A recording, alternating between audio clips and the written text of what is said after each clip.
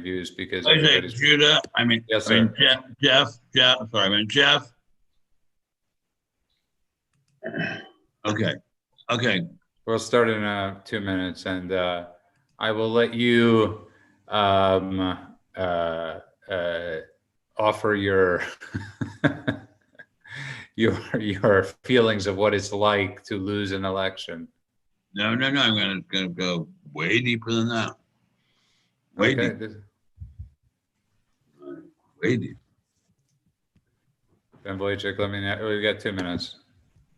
10 minutes or 2 minutes? 2 minutes. Sorry. Okay. What? Let you know what. I'm ready when we're good. you are. Yeah. I can't believe he's up this much in Florida and he's losing and he's getting trounced in Ohio. He's not getting trounced in Ohio right now. This is someone just what they're shading in blue is a slither of early reporting. Now, I want to go on the record and say I know nothing and refuse to have my credibility compromised by my own words. What about North Carolina? He's getting drilled there too. Not according to someone we know. Who's dynamic personality. Louis, the New York Times. Listen, if you're can I open the show the right way? Yes, Louis, do me one favor. For this show, turn your hat around. Okay, hold on. We won't look at your head. Judah. We're ready to start. We're going to be so positive right now. It's not even funny. I cannot abide this nattering nabob. I know we're all professional. I'm the one that's had to talk Ben off the ledge. Now it's everybody's job to. So here's a. Okay, you guys ready to start? Let's start this right. I want to welcome everybody out there listening to The World According to Ben Stein. I want to say hello, of course, to the managing editor of AM Greatness, Ben Boychuk, who finally has power on the mountain. Yes. And of course, Mr. the Mr. Esoteric himself, Nixon's 27th historian, and Mr. Esoteric, Louis Fine. And of course, I want to welcome everybody. America's humble servant, economist, writer, author, lawyer, all around, humble man, lawyer, university teacher, lawyer, swimmer, economist. Swimmer. What is this? A college application video? And I want to welcome everybody to this special election night coverage of The World According to Ben Stein. About 4 years ago, exactly 4 years ago, I sat in the Fox News studio with Ben as we were both in shock and awe. Alex, please be quiet. As we were both in shock and awe of Trump's victory. And I want to hear Ben has a lot to say, so I'm just going to let Ben speak.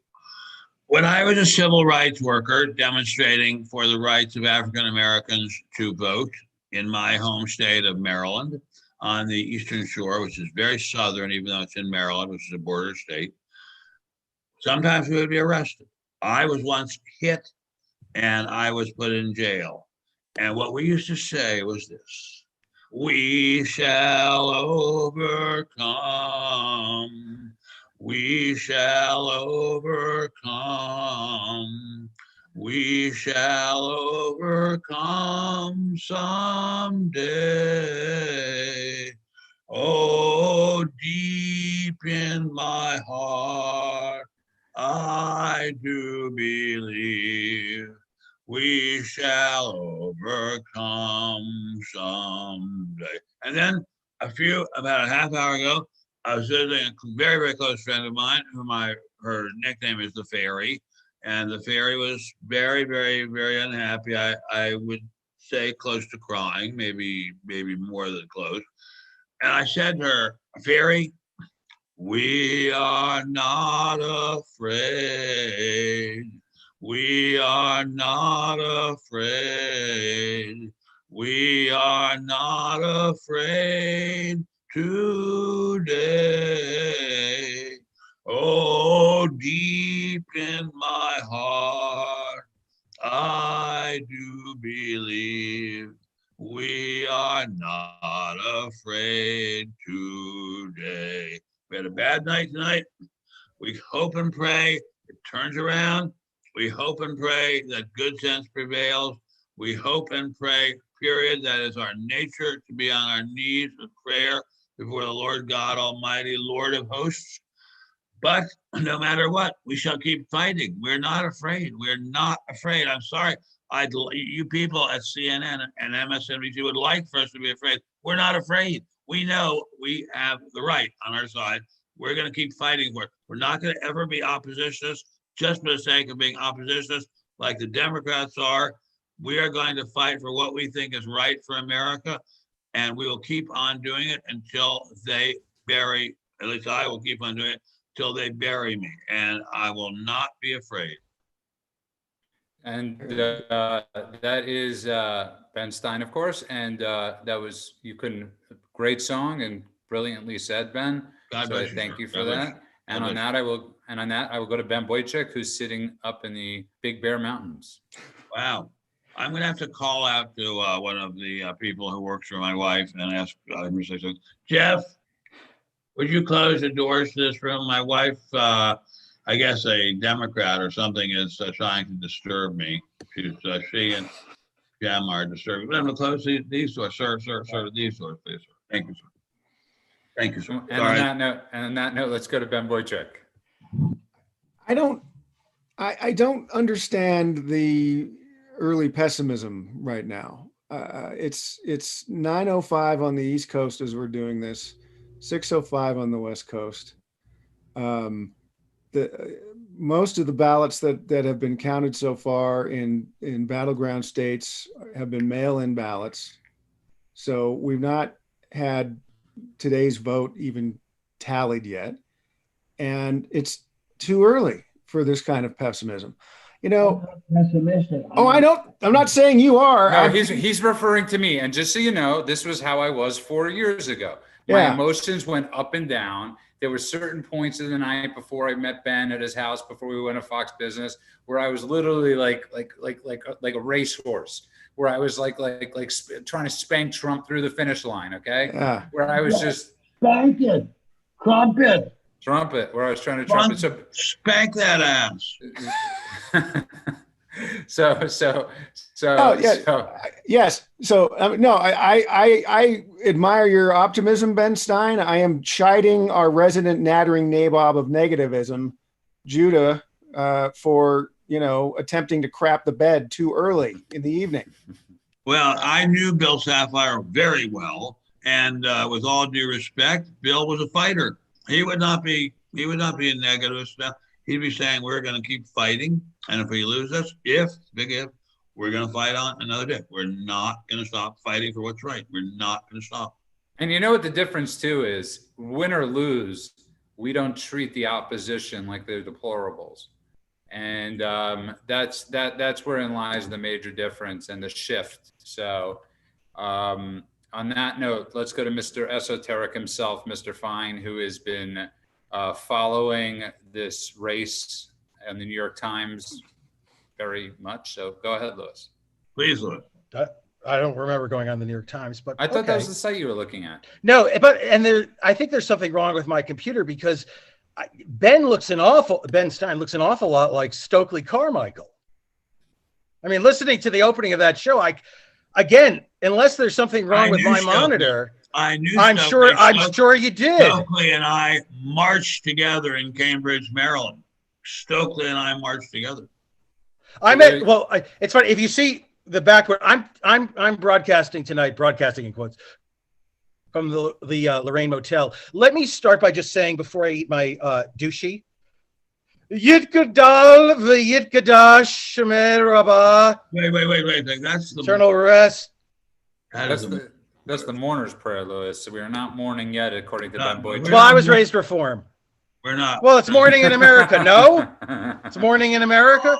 Eternal rest grant unto them, O Lord, and let perpetual light shine upon them. May their souls and the souls of all the faithful, except the Jews, departed through the mercy of Jesus, rest in peace. Amen. Amen. Amen. I want people to know I voted 5 times today, and that is legal. That is legal.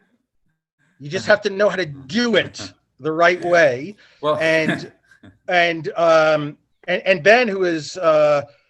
who now goes by the name. What now? I don't want to get the pronunciation wrong. It's Kwame Ture, correct? Kwame Benture. Kwame Benture. Great work, by the way, in Loudoun County, because it is trending Trump in a way it did not in 2016. Now, I'm going to politely, as they say in judicial circles, recuse myself, and I'll be back shortly. Okay, go ahead. Thank you, Louis. And I want to welcome everybody to the election night special of The World According to Ben Stein. We were serenaded at the beginning of the show with "We Shall Overcome." Ben Boychuk, I will not get too depressed yet. I will not stop believing. But just so you know, this was exactly how I watched it last time. Sir, you know what, Judah? So what if we lose one election? Yeah. We are in this in perpetuity. As my mother used to say, subspecie aeternitas, which is on the American jersey, under the aspect of eternity. That's how hard we're fighting for America. I like that. That's right. I remember what it felt like 4 years ago. I was speaking to a journalism class, Glendale Community College, and my friend, who's the professor of the class, was standing in the back of the room. I'm in front. We had C-SPAN projecting their results behind me, and I'm giving this talk, and I'm watching my professor friend in the back of the room, and I can see this look on her face that went from shock to pleasantly surprised to almost glee, as the results were coming in, and it was becoming more and more obvious that Trump was going to take the thing. I also remember what it was like in 1992, which, I'm a young man. My first time I ever voted in a presidential election was in the 92 election. And I had to drive. You're a child. I know. I'll be 50 next year and I'm still a child. I had to drive from San Diego to my parents' house just outside of Los Angeles because I didn't get an absentee ballot.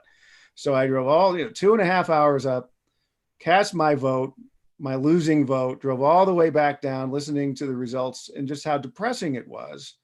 That, the guy who I didn't like very much, but the guy I voted for lost, and that was kind of a bummer.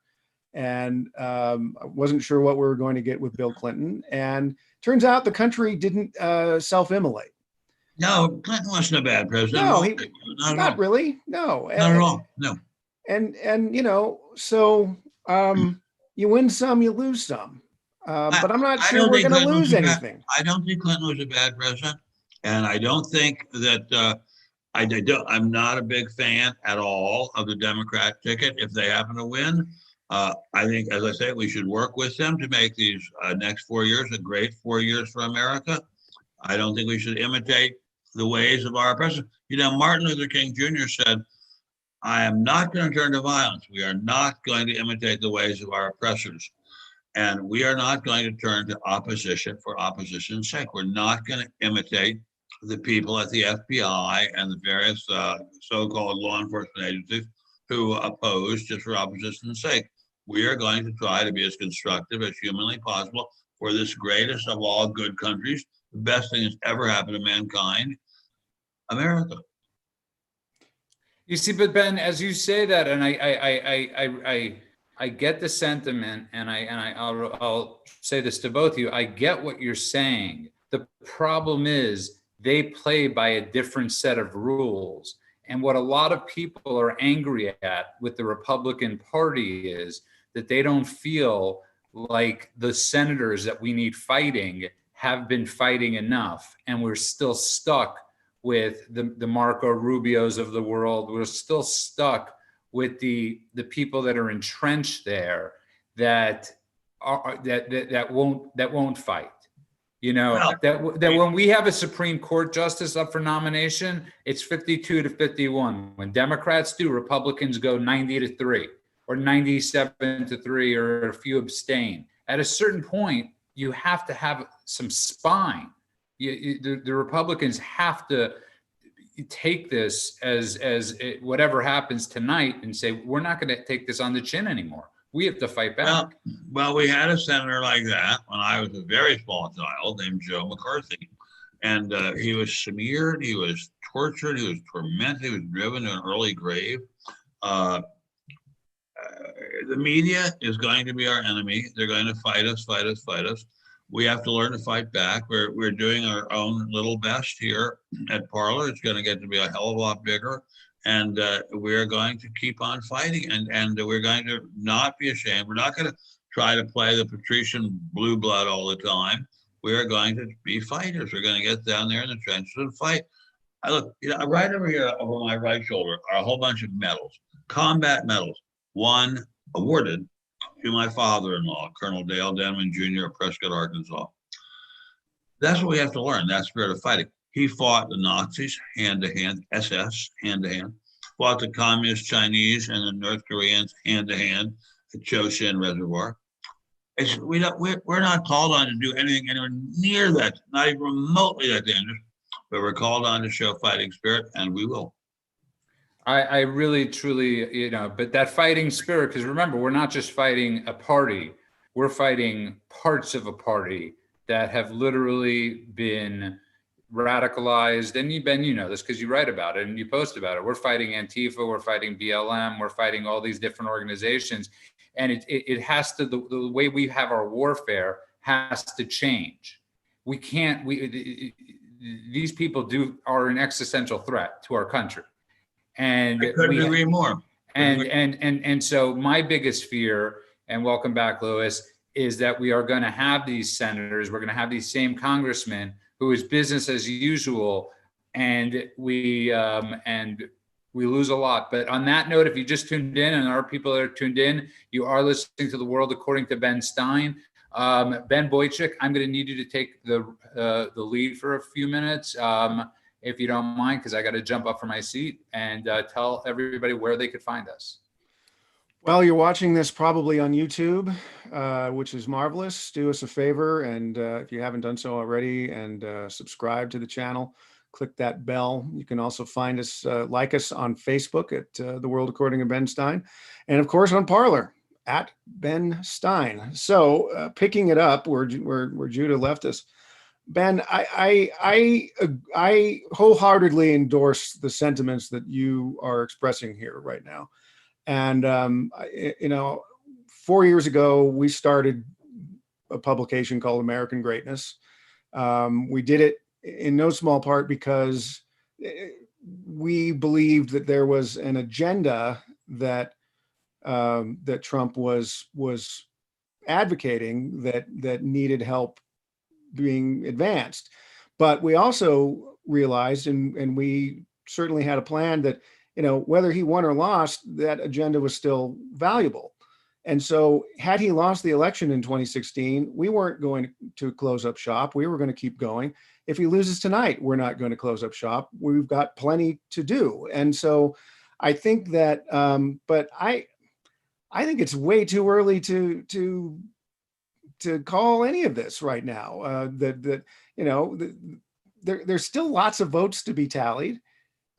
He seems to have momentum in North Carolina right now.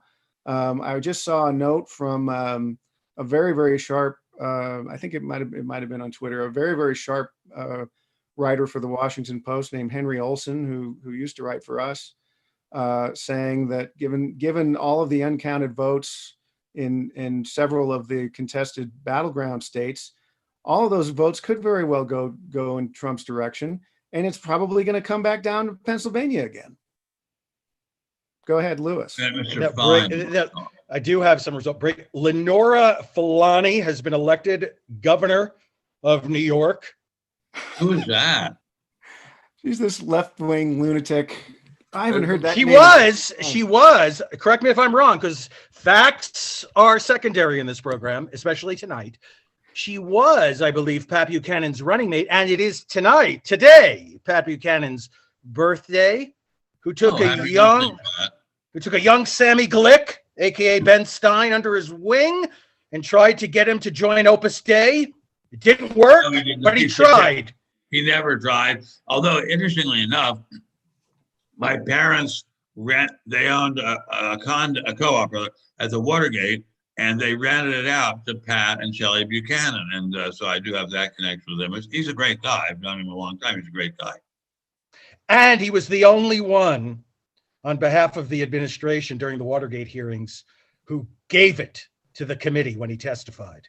Yeah, he's great. He's great. And he's an incredibly good writer. If you haven't read his book, I believe it's called The Greatest Comeback Ever, or The Greatest Comeback. It's as good a book about the politics as I've ever read. It might be the best book about politics I've ever read.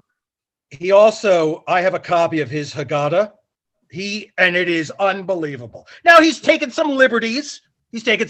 Obviously, and it's controversial to some. So Ben, just for the people out there that are listening, I'm not going to make fun of Pat Buchanan. He's a longtime friend. And for the people, I've long said that when he's right, he's great. And Louis, when you bring up something, you have to explain it to people what you're referring to. You think our Christian brothers and sisters don't know what the Haggadah is? How dare you? Yes, how dare you? And let's get back to the election a little bit. Mr. Ben Stein, you've been through quite a few of these elections. You've had heartache, you've had triumph, you've had all these different things.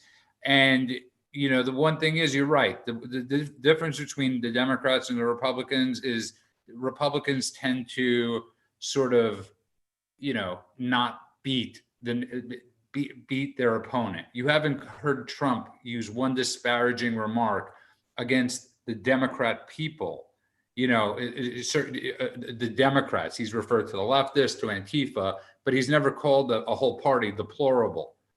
As opposed, and that's a really hard thing to overcome. Is regardless of what happens tonight, of that vile taste that Americans will have in their mouth. And well, with great respect, I think. We have a certain amount of respect in this country for people who are gentlemen. I mean, I think we want to fight hard, but we want to fight clean, but we want to be gentlemen and gentlewomen. And I don't think the American people would respect us if we weren't. Joe McCarthy was a gut fighter, a gut puncher. That cost him a lot when he really had some incredibly smart, acute things to say. But had he said them in a more gentlemanly way, I think he would have been more effective. And he did say I remember, this is in the transcript, he said to Roy Cohn, take the shine boy in the back, not in front of the people. Anyway, listen, your greatest triumph, Judah, and we're having fun today because we have to laugh. Our greatest triumph is not in never falling, but in rising every time we fall. Judah, I see what's behind you. I see what's behind you, Judah. And don't open those bottles. You've gone too far. You've done too much to fall right now. But even if you do, you will rise again. And if nobody gets Lewis's joke, I've been sober 22 years, and I am sitting behind me is a wine shelf. As Sinatra would say, drinking again. But on that note, I also want to go to Ben Boychuk, because Ben, we were discussing this the other day of, you're Ben writes for The Spectator, you write for, you're managing it of AM Greatness. And what direction do what's tomorrow's direction, no matter what? Oh, well, look, there's 3 points, that we've been banging on for 4.5 years.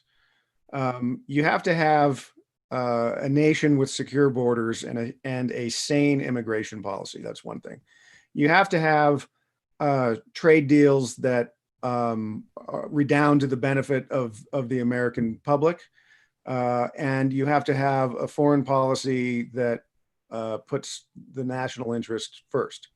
Add to that, I would say that we need to kick the hell out of big tech and the social media companies, because they're getting a little bit too comfortable with censoring people. But so regardless of the outcome of tonight's elections, those things are perennials. And I want to get, actually, you bring a good point. I want to get Ben to talk about this, and Louis, no jokes on this. I want to, because one of your favorite books is Ben wrote, with a view from Sunset, and Sunset Boulevard. From Sunset Boulevard. And you've been writing about the blacklisting, and you've been writing about you go a long way back into writing about you were the Orwell of where media has been heading for a long time. Yeah, and very unfortunate. I mean, in your wildest dreams, as you wrote A View from Sunset Boulevard, did you ever think we'd be here? Oh yeah. I'm surprised it took this long to get here, frankly. We've had a one-party media for a very long time. And it's funny, I was just telling a few moments ago about this friend of mine who her nickname was the Fairy, because she's very, very athletic and jumping up and down all the time. And I said to her, here in California, we Californians, Judah, Ben Boychuk, and I, and the Fairy, and of course my wonderful wife, the goddess Alex, we've been living in a one-party state forever. It's always been a one-party state. In LA, it's really a one-party state. For a very long time, I wrote for the afternoon newspaper, which was a Hearst paper called the Herald Examiner. It had a slightly different point of view from the LA Times. And when I was writing, it was a very, very different point of view from the LA Times.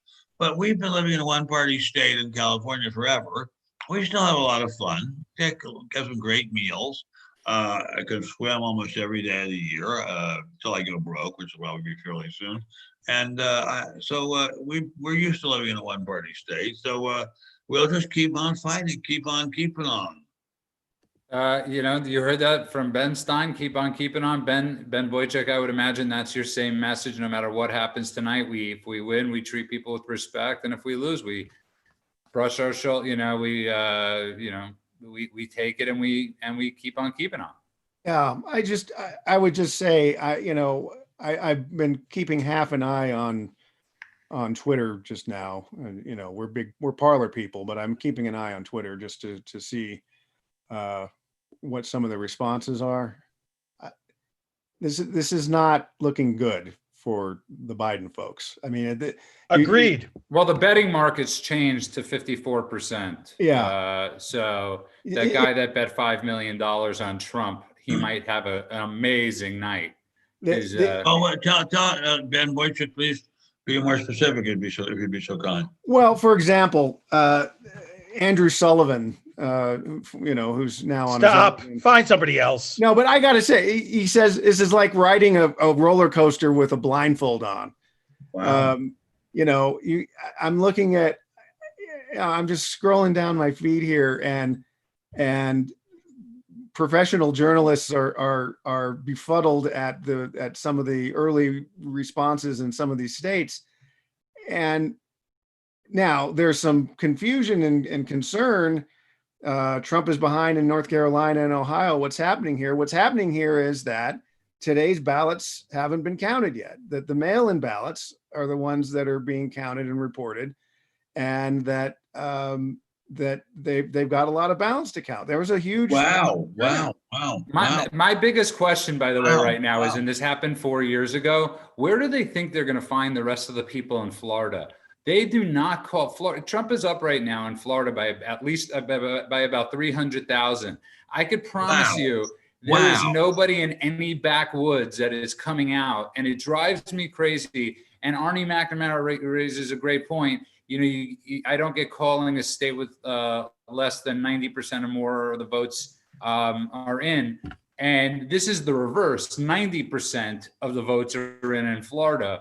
And there's you would have to literally find ballots somewhere. I mean, you would have to manufacture ballots. And they did the same exact thing 4 years ago.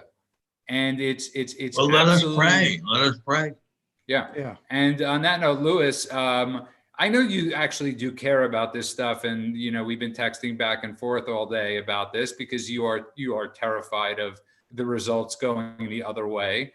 Well, I believe Joe Biden is a placeholder, and that whether Trump wins re-election or Biden wins, the left has already won, because I don't think a president-elect Biden, were he to be inaugurated, would serve more than 12 months in office, not because of health issues, but because of the issues concerning his son, Hunter Biden.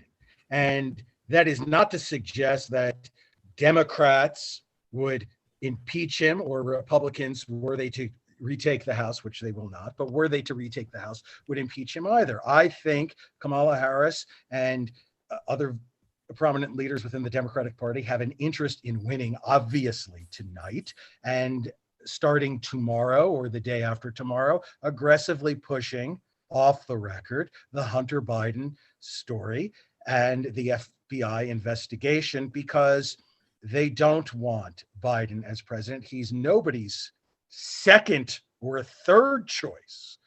And he was chosen insofar as he was chosen because the other candidates did not want Bernie Sanders to win the nomination. And in my opinion, I said early on, I thought he was the strongest. He would be the strongest opponent that President Trump would face. And this is what you get. I have a great line, which I am withholding until the results are clear, because if things go the way I hope they will go, then I can use the line. Otherwise, it's disposable. Let's note this up, because I can't wait to hear the line. And if you just tuned in, you are listening to The World According to Ben Stein.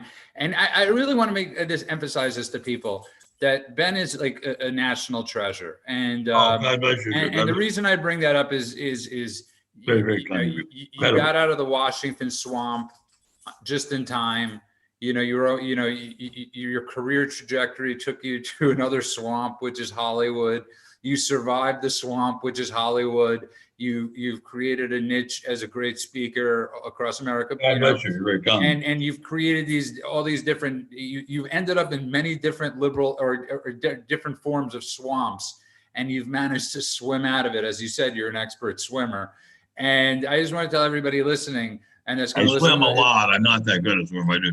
But you swum slowly sometimes out of these things. And I want people to realize that are listening, they're going to be listening later on, is that people come and go, and they have their. But you've been very flexible in thought.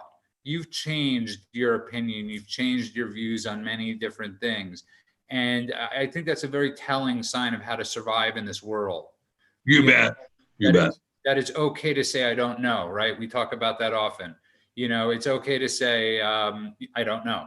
And it's also okay to lose occasionally. I mean, there's there's almost no one who does not occasionally and even quite frequently lose. I mean, I can't think of anyone anyone at all who never loses. I mean, who can we think of in history who never loses? I mean, the greatest geniuses and generals in history lose occasionally. I mean, that's just part of life. That's an exceptional point. And if you just tuned in, you are listening to The World According to Ben Stein.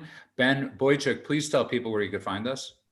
Well, you're watching us live on YouTube, and we thank you for that. If you haven't subscribed yet, please do hit that little bell up in the corner of the screen. You can also like us on Facebook. Despite what Remzo would say, we miss very much tonight. Facebook is just fine, and we would love it if you could like us there at The World According to The World According to Ben Stein. I'm just glad you messed up once. I'm glad the great perfectionist messed up once. See, just like Ben just said it a minute ago, sometimes we lose. Yeah. And of course, follow us on Parler at Ben Stein.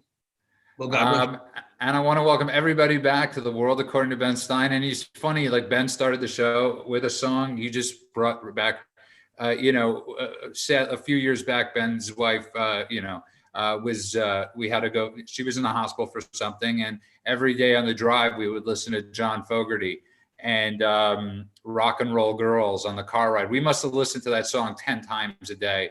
And there's just such an exceptional line in that song where it says, sometimes I think life is just a rodeo.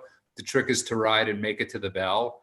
And I often think, Ben and Louis, I know you're gonna make fun of me for that song, but I just think that's really the trick sometimes is just to ride this thing as best we can and pray we make it to the bell. And we will eventually make it to the bell. There's nobody whoever has lived forever, so we will eventually make it to the bell. But as I say, look, I saw the Goldwater disaster. I saw Nixon kicked out of office over nothing, or garnished nothing. I saw terrible, terrible, slimy, awful things said about one of the great men of all time, Dwight Eisenhower.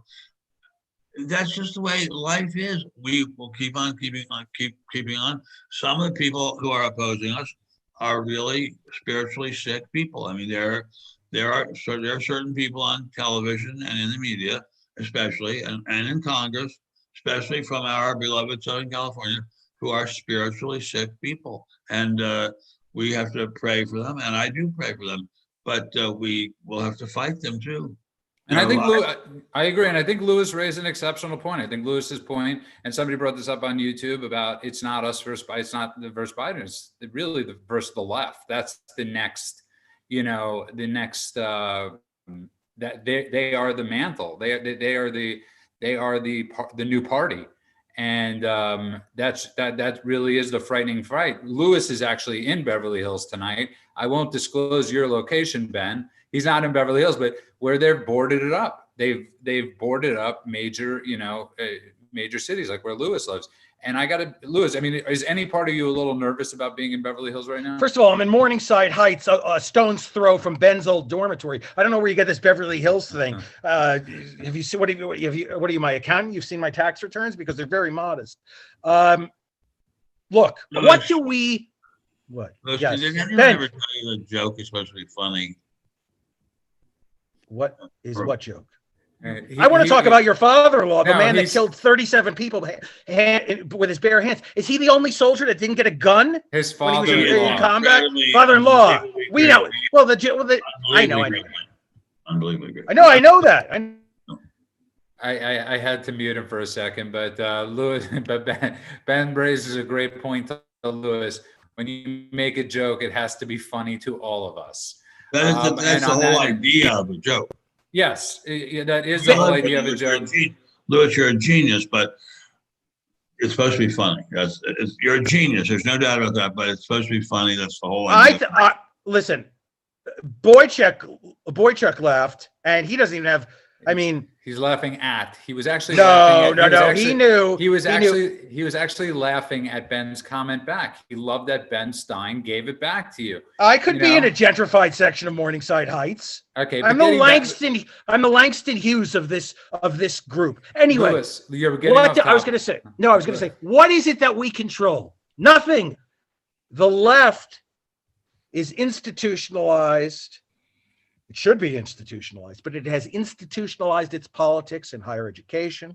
It has institutionalized its politics within the workplace, and especially with regard to, here's another Orwellian term, human relations, the department thereof. Okay, so with the greatest respect to you, my dear friend, Lewis, whom I'm very, very, Mr. Lewis, Lewis, fine. I'm very, very, very impressed with your intelligence, your incredible writing skills, and your wit, your charm.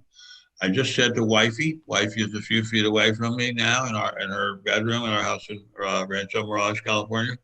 I said to Wifey, when it looked like there was no chance of Trump to win, and now I guess there is some chance, I said, Wifey, as long as you and Gemma, that's her nurse, and I are together, we'll be fine. And we're not going to be rich. We used to be rich. We're not going to be rich.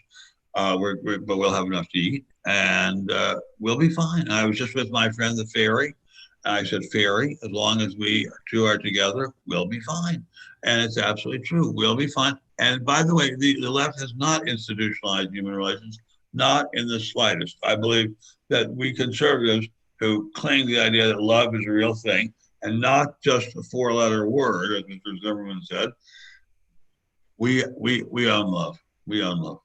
That's great, but in a company, in a workplace, there are no conservatives running HR departments. I don't know about that. I haven't been in a workplace for a long time. Well, that's because you're poor. You're unemployed. We're going to get you a job. Okay, please. And on that, but Lewis, if anybody knows about institutionalized, it is Lewis.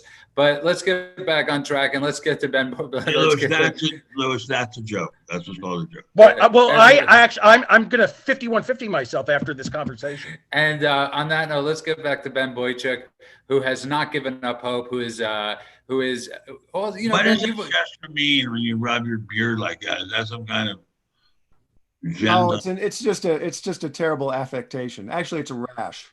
It's a Trotskyite signal to revolt. And very funny. See, there you got a joke. Okay, Ben, we got to give him a clap when he has a funny joke. Yeah. Good job, Lewis. Good job. Can I tell you something? My daughter watched both Ghostbusters for the first time this weekend. Oh, excellent. And I didn't know you were in the second one. And she was over the moon when she saw you. God bless you. God bless you. And next, you'll show her the Mask next, and the Mask 2. And Rocky Dennis, what happened to that young man? My God. Just skip over the parts with Jim Carrey and Ben Boychuk. But let's get back to it, because you've spoken about this. And what I find very interesting, I'm just going to share everybody else's stories tonight. Ben Boychuk almost became a monk. He was debating becoming a monk. Yeah. And you went into politics. Well, and, I was thinking very seriously about it, and and for a long time. And what was the point? What sect were you going to be a monk in? I was looking very closely at the Capuchins. There's a Capuchin. I went to St. Francis High School, and that was the Capuchin order. I was also looking at the Trappists, who are even more severe. And they have a great abbey in Kentucky, not too far from Bardstown. And I ended up changing my mind. But and my relationship with Catholicism is somewhat strained at the moment, but it was something that helped me, I think, better see the world for what it is, rather than, I am, I think, by temperament, a bit pessimistic. And so having the sort of outlook that you've described, Ben, has been something that I've had to struggle with for quite some time, but I think I'm getting there. Thanks. And I'm just looking, as I'm looking at some of the numbers coming in, and I'm looking at people's responses to the numbers coming in, I would just encourage anybody who's listening to this live and who will watch this again maybe tomorrow and see how all this bears out. But I think that the best thing to do right now is to be, calm, be positive, and just watch it. Are they waiting? Are they waiting for the oldest person in Florida to call the rate? Is there a little town that I'm not aware of in Florida? Because I was talking to producer girlfriend beforehand, and I was saying what I love about. I'm not the biggest always. He was very nice to me, I should say. I drove him around, and he was in the backseat of the car when it was Call Rove. I'm not always the biggest fan of his stuff, but he does know Florida like the palm of his hand. No, he doesn't. Yeah, you know why? Because he told George W. Bush in 2000, the weekend before the election, take the weekend off. Okay, Florida's in the bag. That doesn't mean he's still pretty well. He's a smart guy. He's what? A goddamn smart guy. Yeah, he is. He's a very smart guy. I mean, we might not always like his politics, and we might not always like his stuff, but I love his chalkboard. And I remember his chalkboard from 4 years ago. He's basically saying, there's nowhere else to get these votes. There's nowhere else. And I'm waiting on this, and it just seems so bizarre to me that they don't, that with this stuff. So, Ben Boychuk saying, don't look at the numbers yet. Don't get too depressed. Don't get too excited. It's because you know what it is too? like with the debates, and I remember the first Chris Wallace debate, what always bothered me afterwards, Ben, was to everybody was they didn't explain the rules, right? They basically said, we're going to have 4 15-minute discussions and I'm going to ask a 2-minute question. And it was like, okay. And as a person, and now when they're releasing these polls, why can't they say the majority of these polls that were released, or the majority of these votes that were released, were early voters, right? Wouldn't that like help everybody in America watching? Yes, you're exactly right. And the whole reason they're not doing it is so we stay tuned in.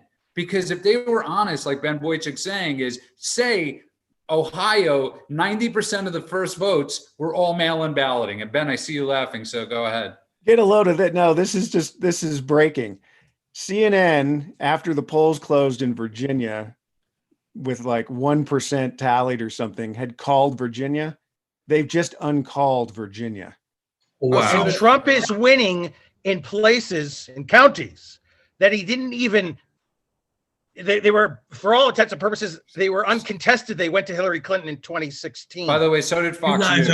You guys are amazing. I am just, this is God's answer. God has a way of answering prayers. Thank you. And Trump is up in Ohio right now by 1 point. So, and I don't mean to bash Karl Rove. I got a free copy of his book about McKinley at a Republican Jewish Coalition fundraiser at the Beverly Hilton, where my mother has long stayed. She no longer comes out here because she has advanced Parkinson's, but she was the only person, Ben, very attractive look. She was the only person that got many a free meal and a discount on her, because every morning she'd go to the front desk and ask them to print out her statement, and then with her glasses lowered, she'd look at it and say, "Take that off. The elevator door was banging all night. I got no sleep. Can you give me a brunch?" We did lose it. By the way, we did lose a Senate seat, so that we did. Right, but do you remember it? We lost Colorado. So that was an. I'm amazed at Cory Gardner. I'm amazed that we ever had Colorado. And the mayor of Newark. Okay, and if you just tuned in, you are listening to The World According to Ben Stein. There's our special fun election night coverage with some funny humor with Louis Fine, and but really the knowledge and power of the great Ben Stein to walk everybody through this. You guys all know more than I do. I'm very but it's if not Trump takes Virginia, it is okay. But it's I don't want to use my line yet because it's so good. All I was going to say about Rove is, it's bad when in 2012 Fox has to say, "Carl, President Obama has taken Ohio. It's over, Carl." He was rooting. The problem is he's a very decent fellow. So he actually really is a decent fellow. I don't always agree with him on politics. Wonderful guy. I don't, but he, and I know a lot of the people that are going to be listening are going to think, oh, Ben and I are these. But when you meet somebody and they're in your car and they treat you with respect, that's the only way matters a lot. That's the only way you could gauge a human being. Has he always been correct? 100% not. David Axelrod, who's still out there, who there are people that were at the right place at the right time that did a fantastic job.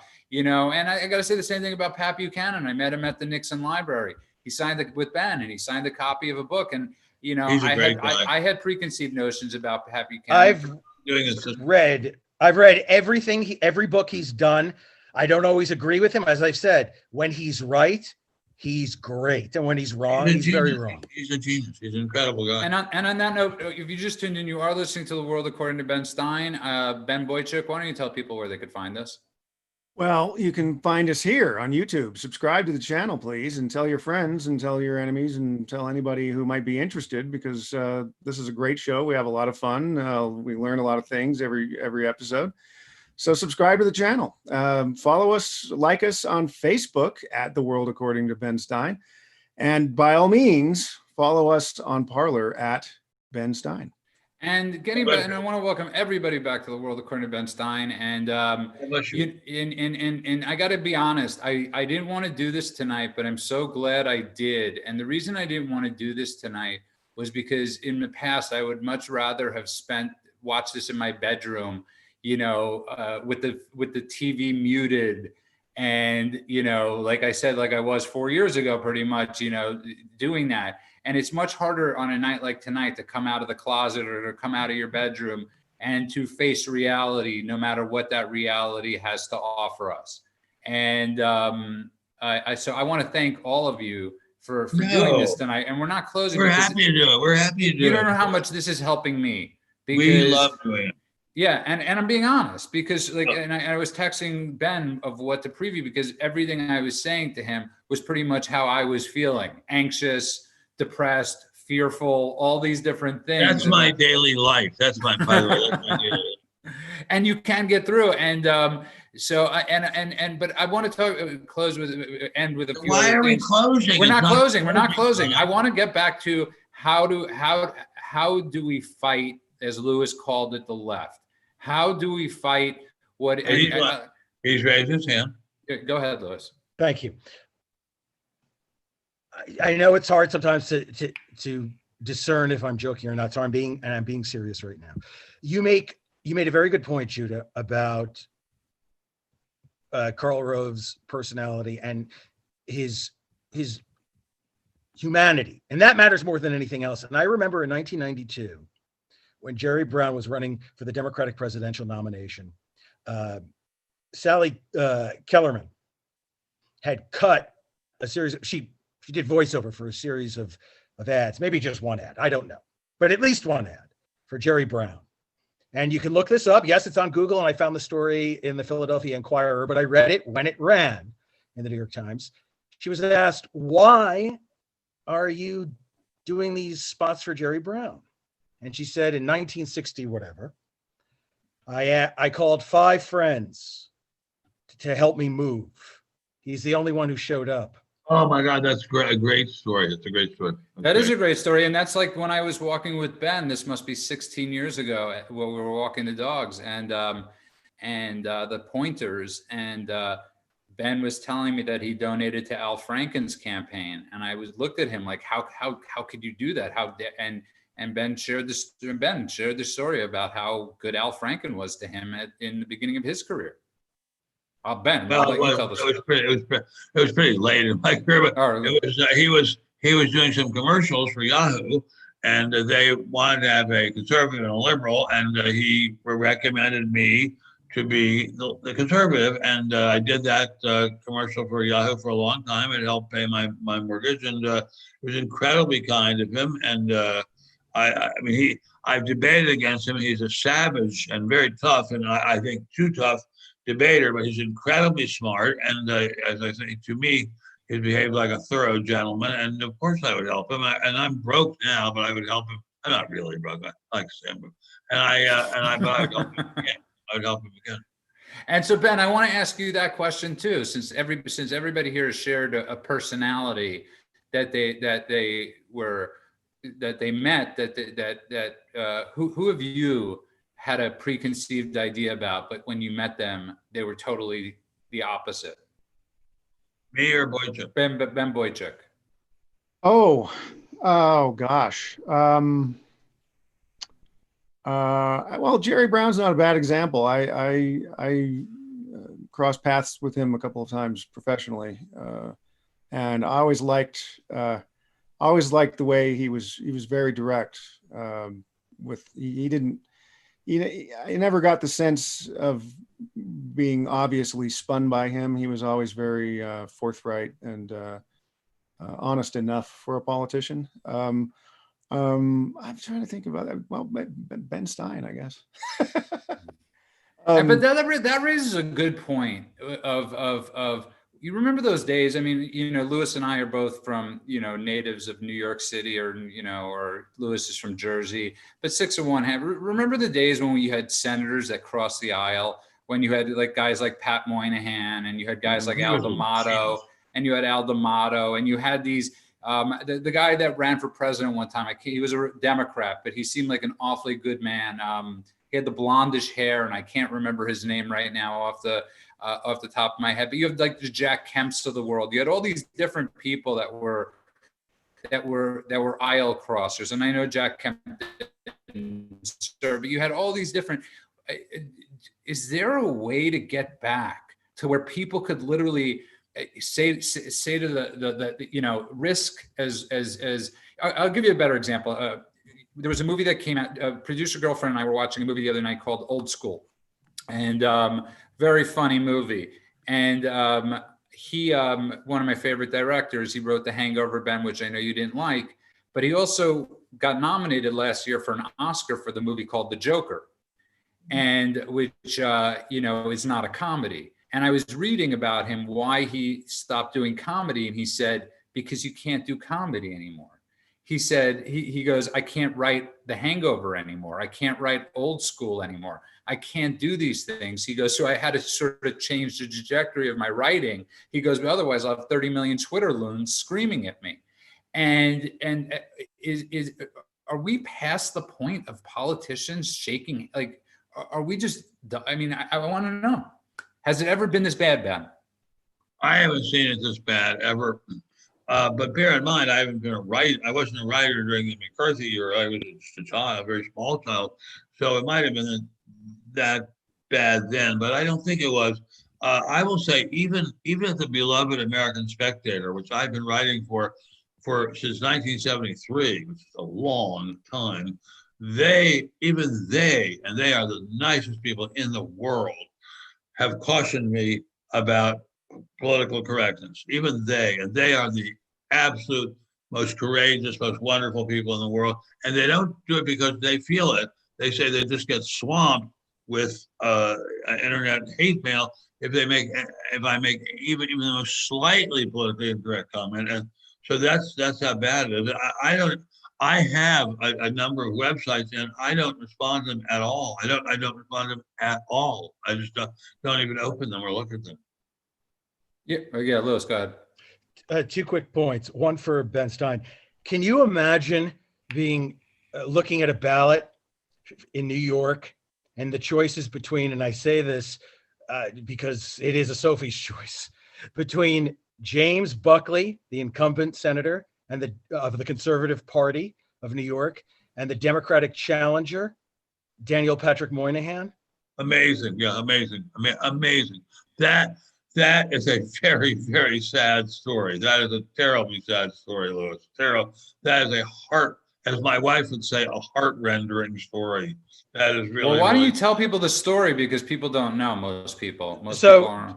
James Buckley, who is still alive, he's, I think, knocking on 90, might be older. William F. one of William F. Buckley's brothers. And he was a United States Senator from the state of New York and served as a member of the Conservative Party. He was elected representing the Conservative Party, which presented a dilemma in the election for the Nixon White House, because there was a Republican running in addition to the Conservative candidate, Jim Buckley, in addition to the Democrat. So when Moynihan announced his candidacy, and this story has been told many times by the way, Lindsey Graham officially won, Ben. There you are. Yay, I know how much that means to you. Sorry, Lewis. Go ahead. So the story told by the inestimable or estimable, depending on one's politics, George Will, is that when Moynihan declared his candidacy, Senator Buckley said, "Professor Moynihan is my opponent, and Professor Moynihan believes," and to which Professor Moynihan said, "I see the mudslinging has already begun." That's very funny. That's very funny.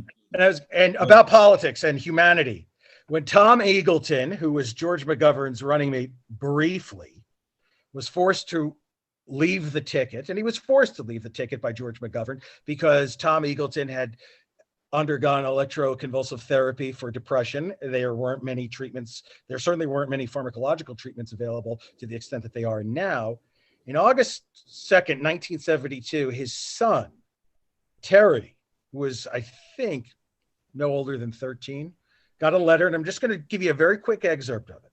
And it said, "Politics is a very hard game. Winston Churchill once pointed out that politics is even more difficult than war, because in politics you die many times. In war you die only once. What matters is not that your father fought a terribly difficult battle and lost. What matters is that in fighting the battle, he won the admiration of foes and friends alike because of the courage, poise, and just plain guts he showed against overwhelming odds. Years later, you will look back and say, I am proud of the way my dad handled himself in the greatest trial of his life. Sincerely, Richard Nixon. That's wonderful, Lewis. I am really, really, really, really impressed. God bless you. That's really, really wonderful.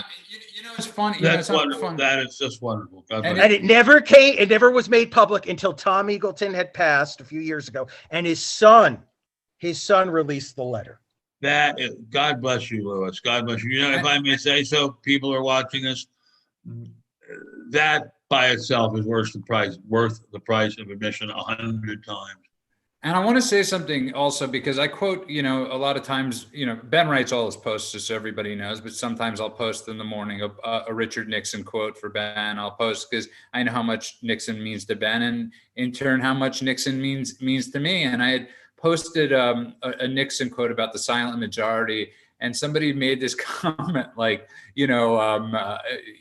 people on Parler won't understand Nixon. It's a different word. And then somebody actually responded to them. You have to learn history.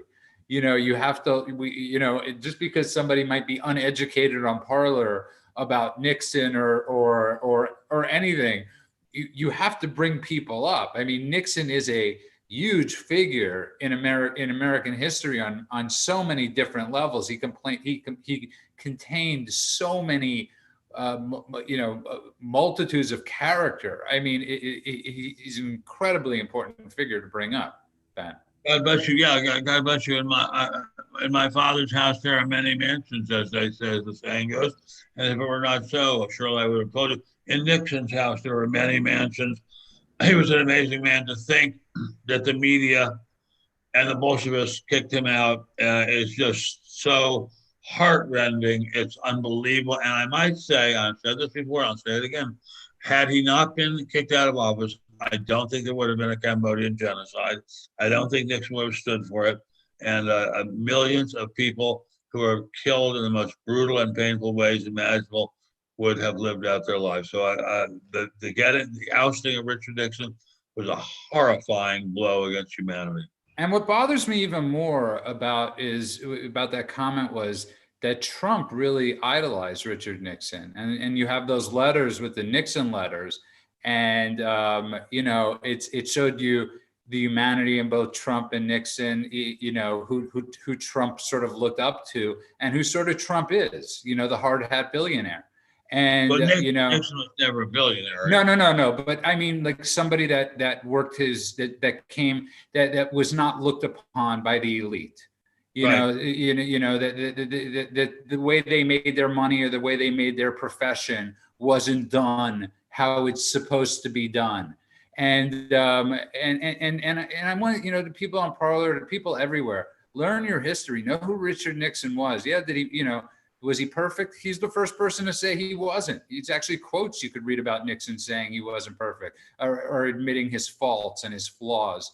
But God, did that guy save? I mean, for Ben and I and Lewis and even Ben Boychuk, who's there is no Israel without Richard Nixon. He made his biggest mistake was not Watergate. It was not resigning. Ben Stein, I think, will second this. His biggest mistake: never sell beachfront property in Southern California. That San Clemente estate was listed a year or so ago for $65 million. But you could say that to everybody, and I encourage everybody, by the way, one day go to the Nixon Library. Yeah, it's the most. I've been to the Reagan Library where there's Air Force One, and I've been on Air Force One, and I know I'm just going on, but the Nixon Library, you get chills and goosebumps when you go there. You truly do. The man was crucified. Yeah. Anyway, we must wrap it up. Amazingly, I am going to a Trump victory party down here in Rancho Mirage tonight. Before you leave, Ben Boychuk wanted to say something.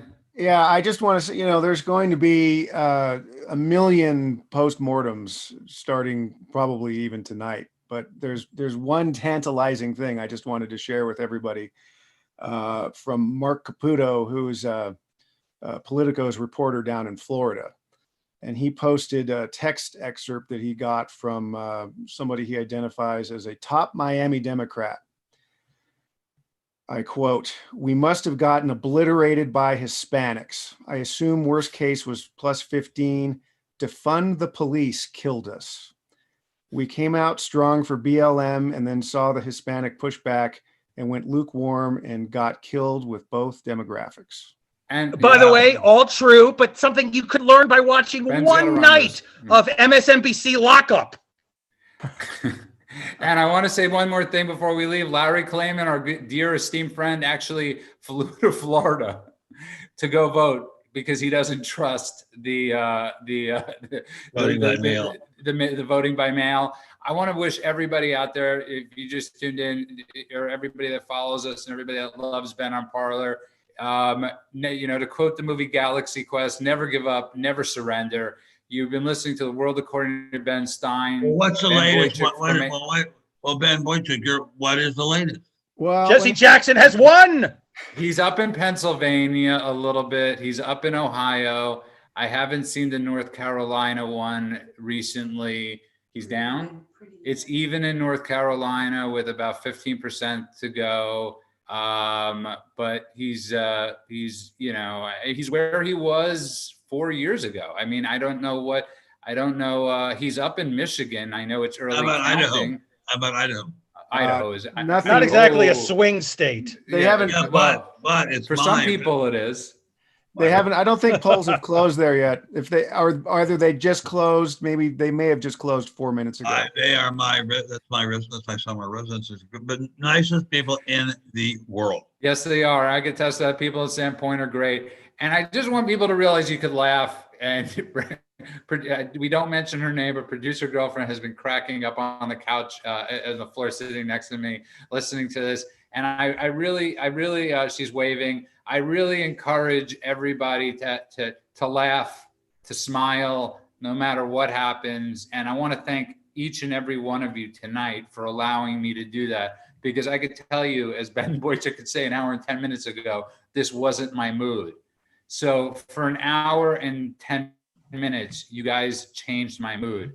And there is no greater gift a person could have in their life, like producer girlfriend and the four of you, to help change my mood. So I hope we could do that for the people that are out there listening.